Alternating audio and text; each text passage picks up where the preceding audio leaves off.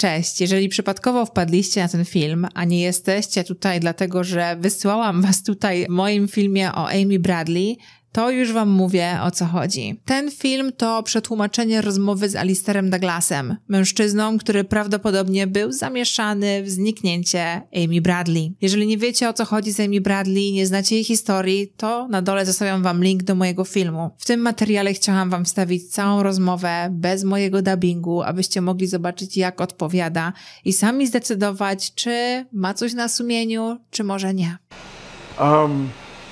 There's not a lot to remember in terms of remembering her, but I remember the short conversation we've had.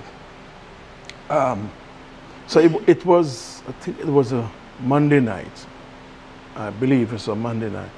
It's been years, so it's either Monday or Tuesday, but I believe it was a Monday night. There was a program called Dancing Under the Stars. Yeah.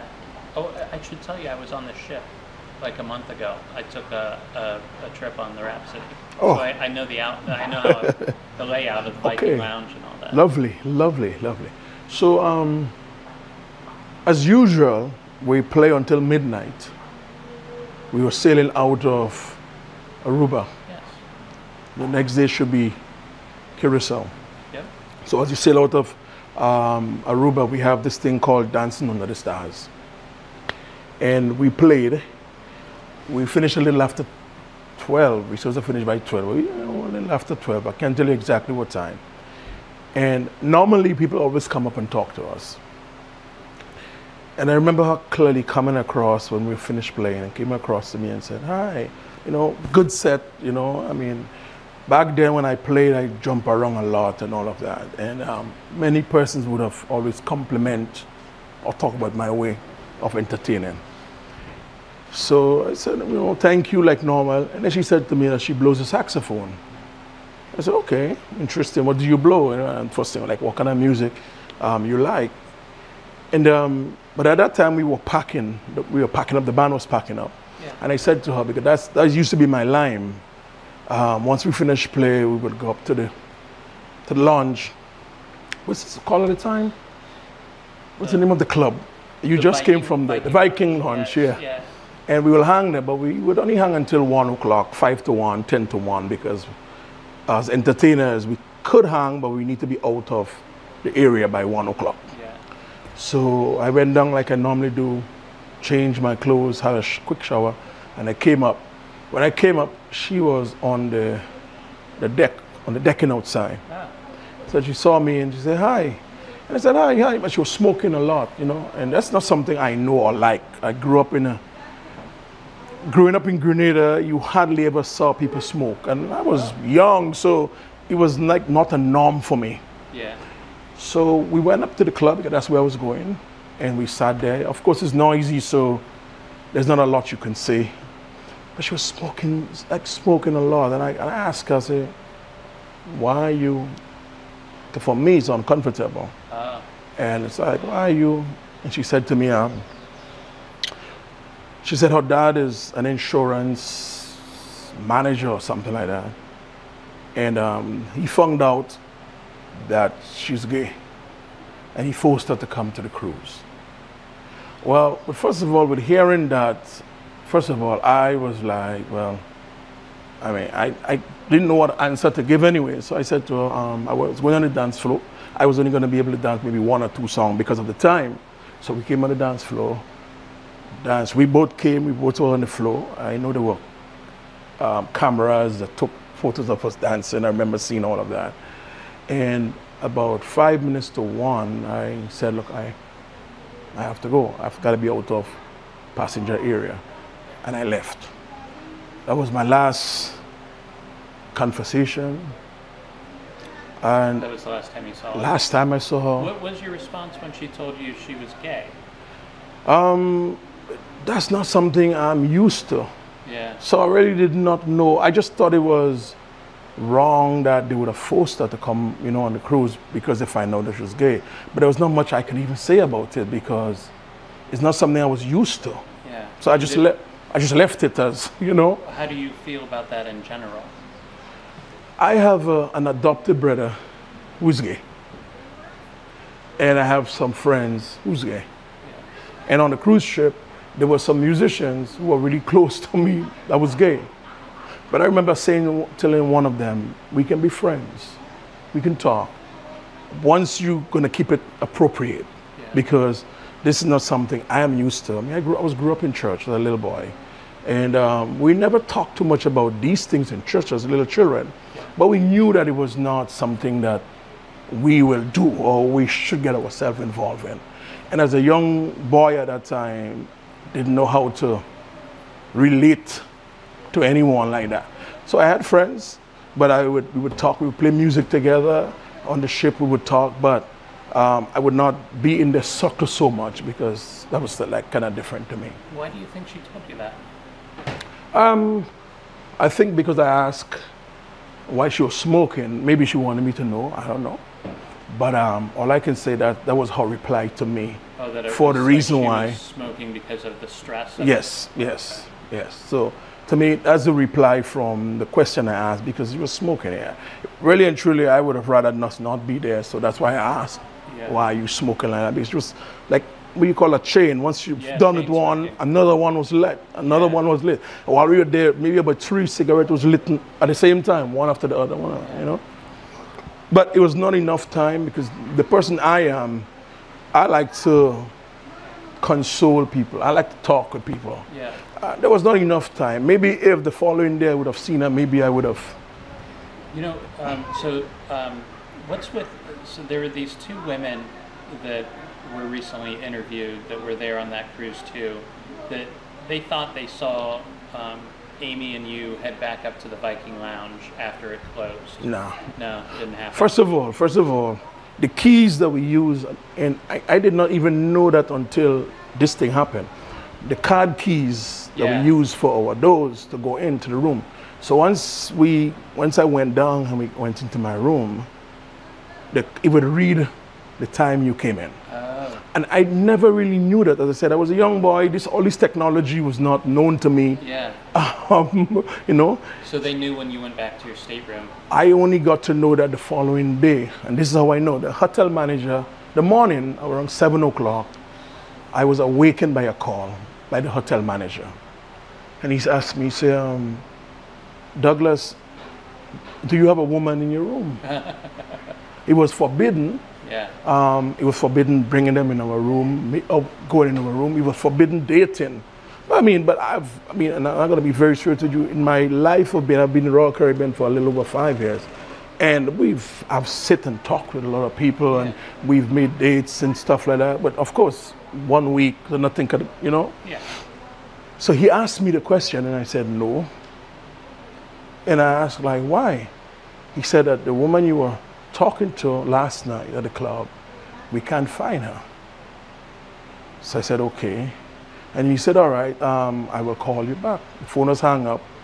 Matter of fact, he told me, don't leave the room, but he will talk to, you know. Wow.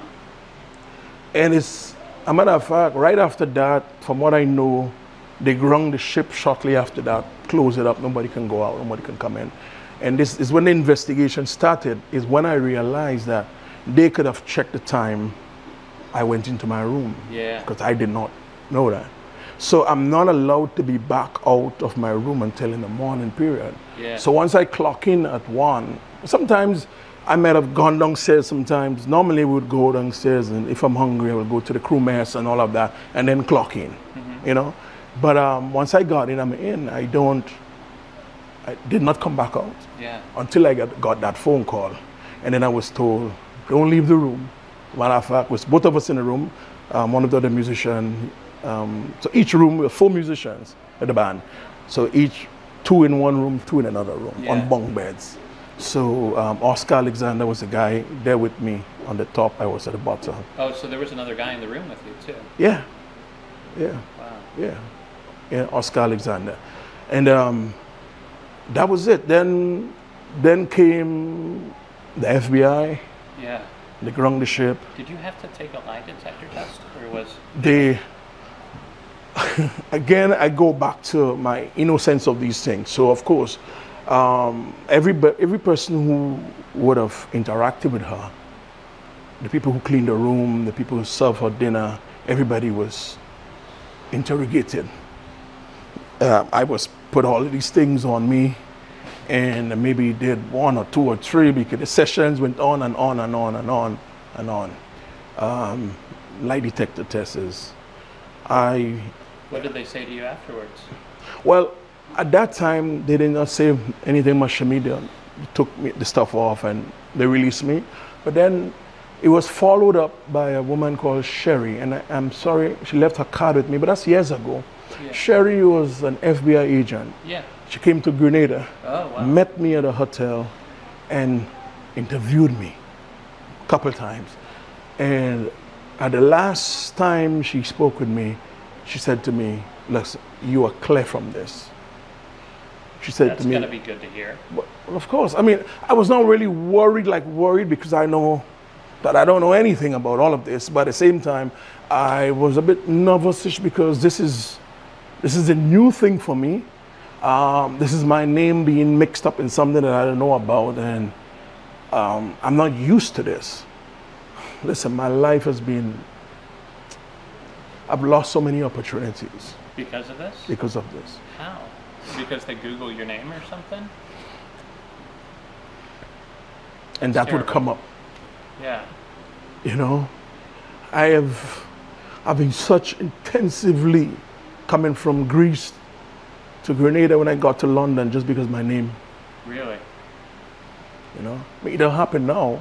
I travel freely, you know, nobody give me a hard time, you know, but at that time, so I've lost, there were contracts on other ships that people wanted me to come for a couple months, good paying for a few months, that once my name was entered, say no, they would say that I had something to do with this missing girl, and I lost. I lost the contracts, and I struggled for a long time, but I'm good. I set up my little business, you know, and but for me, that is as much as I can really say that I know about this. Great. Thank you very much. Is there anything else? Have you ever looked online about what people have said, or do you try to stay away from that? I should stay away. Let me see. My inbox, my Facebook, people have been writing me horrible stuff for years. Really? My wife, for years. My wife just ignored it. To your wife? Yes, once she is at Douglas. Yeah. My daughter, who lives in the U.S., has been bombarded. As a matter of fact, I think she met with some people some time ago. Yes, only lately. We haven't talked much lately because lately she called me one day. Yeah. Maybe about 6 or 7 weeks ago. But first of all, she called me maybe about 8 weeks ago and said, "Daddy, you know, this thing with the girl, look, I keep getting all this stuff coming to me, and I'm concerned with my daughter." And I said, "Amika, listen," I said, "if you want, you can let people know that I'm not your father, because I say, I can't explain this. This has been going on for years. People have been sending me stuff," and I said to her, "The truth will come out."